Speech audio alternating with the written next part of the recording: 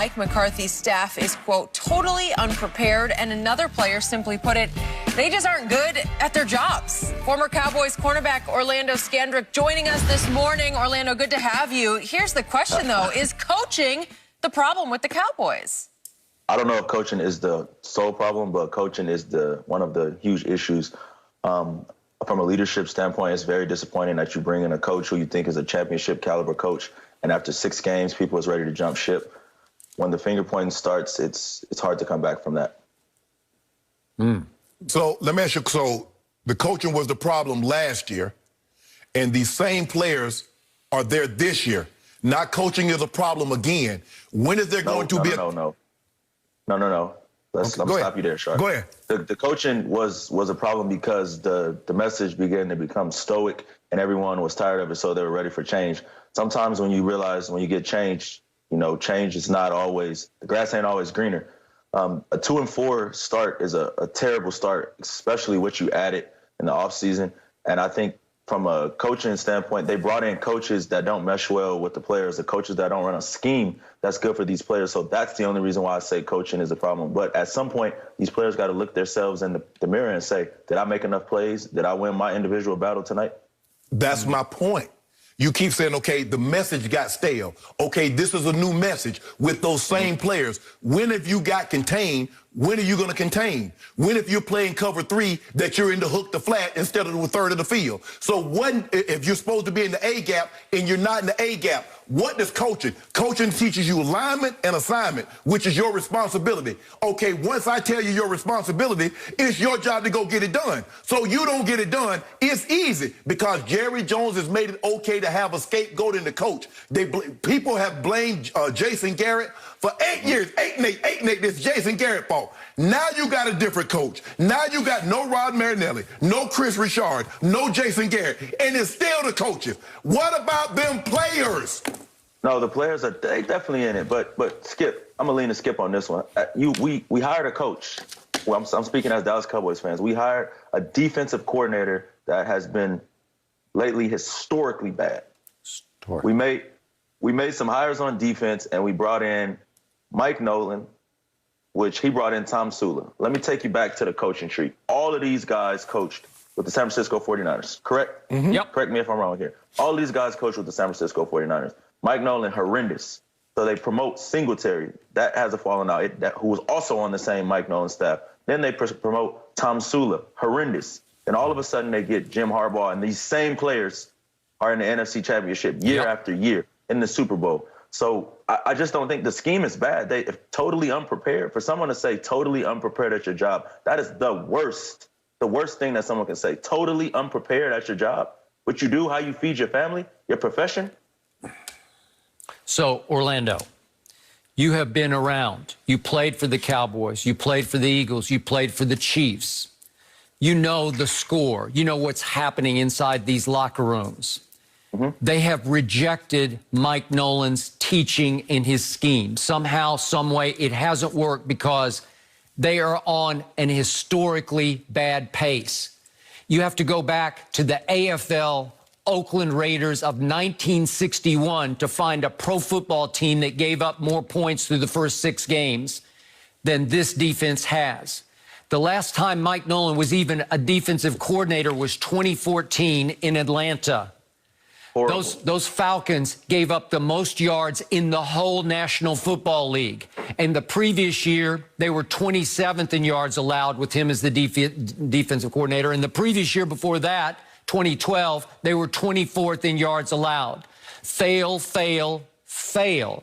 And then somehow, out of cronyism at its worst, because once upon a time, he gave Mike McCarthy a coordinator's job when Mike Nolan was the head coach of the 49ers, back to your point, that Correct. Mike owed him a favor. So one Mike brought the other Mike basically out of semi-retirement and gave him the D.C. job in Dallas with a team that still has a lot of talent on it. So, Orlando, I got to ask you this, because this dawned on me last night. DeMarcus Lawrence has made Pro Bowls. Mm-hmm.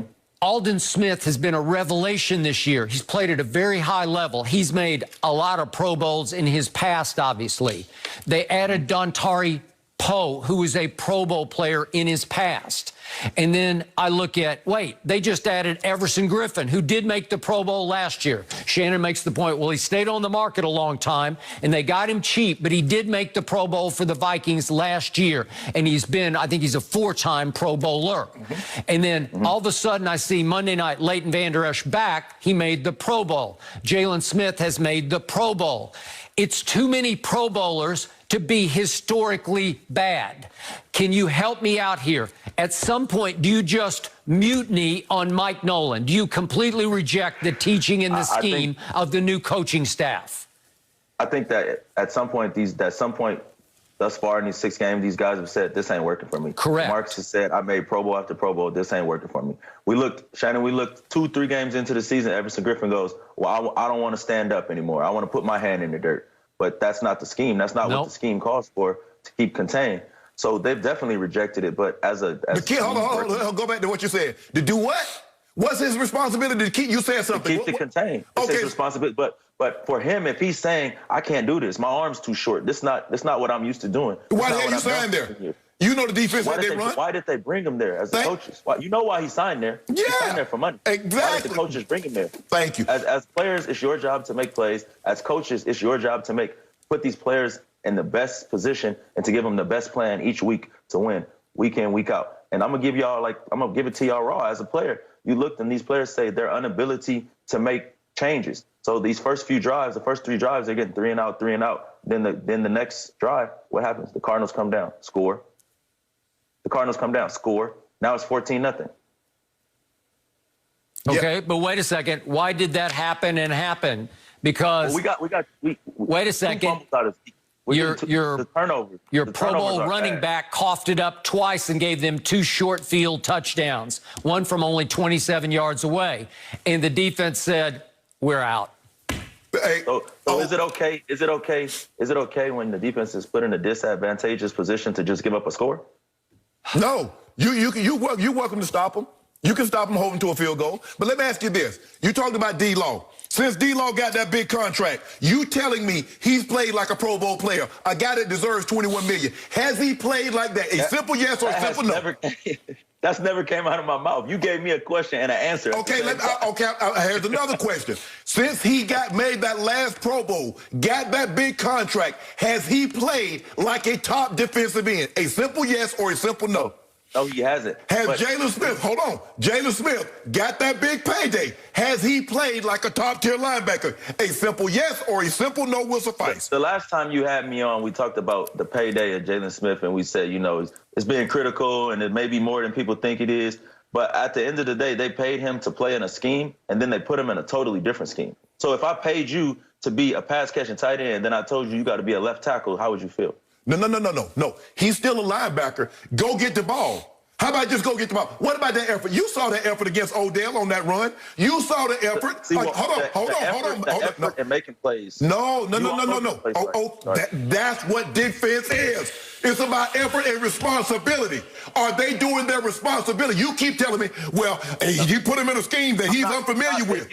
I'm not making excuses, but all I'm saying is if you pay me to play in a certain scheme, then keep me in the scheme. I thought it was foolish for them to abandon the scheme. I'm not giving them a pass. I'm not giving DeMarcus a pass because he's in a different scheme. So I'm not giving Jalen a pass. I'm just saying put the guys in the best position to win. They already were struggling with not being in the best position to win, so put them in the best position to win. But I don't understand. Rod Marinelli's scheme wasn't for them. Chris Richard's hold on. Give me a second. Rod Marinelli's scheme wasn't for them. Chris Richard's scheme wasn't for them. Mike Nolan's scheme wasn't for them. What the hell type of scheme is going to be perfect so we can get some complete? Timeout. Yeah. The Rod Marinelli, Chris Richard scheme just absolutely did a number on Seattle and Russell Wilson and the #1 rushing attack in pro football in a playoff game at Jerry World just 2 years ago. They shut them completely down. Would they hold them to 76 yards rushing? Are you kidding me? And by Russ's standards, he had a very subpar game that day, and they hung on and won 24-22. Correct. They held him to 22 points. Something worked. We can go back further. The Rod Marinelli, Chris Richard scheme, Thursday Night Football against the New Orleans Saints. They held them to, what, 6 points? Yeah. Yep. Drew Brees threw an interception to end the game to Jordan Lewis. Okay. Sharp, what I'm saying is I'm not giving any of these players a pass, but do you see any light at the end of the tunnel in the current scheme or the current coaching on this defensive side of the ball right now? Can I be 100% honest? I don't think the players on the defense are very good. I think we based their value on how much money they make. That's what we've done with the Cowboys. I can look at there. I can say that sometimes you put people's value into how much money they make, but what are you going to do? You want to scrap every single player on defense, or do you want to try to interject some life and a voice on the defensive side to get these players to believe? Because right now they don't believe. I want you to do your job. If you have contain, maintain, contain. If you have A-gap responsibility, get your butt in the A-gap. If you got deep third, why are you squatting in the hook, the curl, the flat? Tell me that. You saw that Christian Kirk. Can you tell me why Worley was squatting 2 yards behind the DB that got the hook, the flat? I think he was just guessing, but at the end of the day... Hold on. So the coaches told you, when you go out there, I want you to guess. I want you to play this. Huh? No way. But at some point, who put those players on the field? Who vouched for those players to get on the roster? Jerry Jones. Because Jerry Jones says everybody. Jerry Jones says everybody here. Hold on, Skip. Skip read a quote. That's not how it happened. I know what Skip just read. He said Jerry Jones says we've got the talent. Everybody to that fix this. fix this. Yeah. So everybody that came in that locker room came at the blessing of who? Orlando Scandrick. Jerry Jones signs off on the final thing. But to put yourself in Jerry Jones' situation, if I'm the owner of the team, how much stuff do you think that he's running? How much? A lot. So he has to take outside information from a lot of people, from his coach. He has to trust his coaches. That was one of the reasons why he hired Mike McCarthy, because he's a Super Bowl winning coach. He's got that.